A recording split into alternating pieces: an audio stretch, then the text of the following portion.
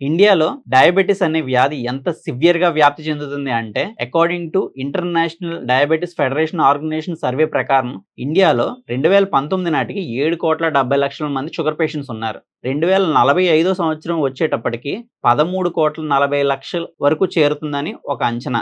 వరల్డ్‌లోనే diabetes పేషెంట్స్‌లో India second place అంటే మీరు నమ్ముతారా? ప్రపంచంలో ప్రతి నలుగురు షుగర్ పేషెంట్‌లో ఒకడు భారతీయుడే. సౌత్ ఈస్ట్ ఏషియా రీజియన్‌లో 2019 నాటికి 8,80,00,000 మంది షుగర్ పేషెంట్లుంటే అందులో 7,70,00,000 మంది ఇండియన్సే. వరల్డ్ హెల్త్ ఆర్గనైజేషన్ సర్వే ప్రకారం సంవత్సరానికి ఇండియాలో మృత్యువాత 100 మంది చనిపోతే అందులో 2% అంటే ఇద్దరు డయాబెటిస్ వల్ల చనిపోతున్నారు. ఇంత ప్రమాదకంగా మరియు వేగంగా పెరుగుతున్న డిసీజ్ గురించి మనం తెలుసుకోవాలి కదా!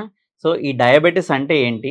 ఇందులో ఎన్ని రకాలున్నాయి? దీని గురించి తెలుసుకోవడానికి మా ఫిజిషియన్ డాక్టర్ నరసింహమూర్తి గారు మనతో ఉన్నారు. Good evening sir. Sir, diabetes అంటే ఏంటి? ఇందులో ఎన్ని టైప్స్ ఉంటాయి సార్? సార్ డయాబెటీస్ అంటే increased in blood sugars levels sir. ఇందులో టైప్స్ మెయిన్గా ఏంటంటే type 1 diabetes sir, type 2 diabetes. అంటే ఈ రెండు కాకుండా మిగతా కొన్ని స్పెషల్ వెరైటీస్ కూడా ఉంటాయి సార్. అంటే ప్రెగ్నెన్సీలో వచ్చే డయాబెటీస్ని గెస్టేషనల్ డయాబెటీస్ అంటారు.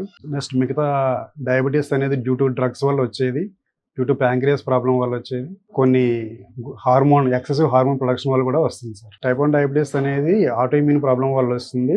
దీనివల్ల టోటల్గా ఇన్సులిన్ డెఫిషియన్సీ ఉంటుంది సార్.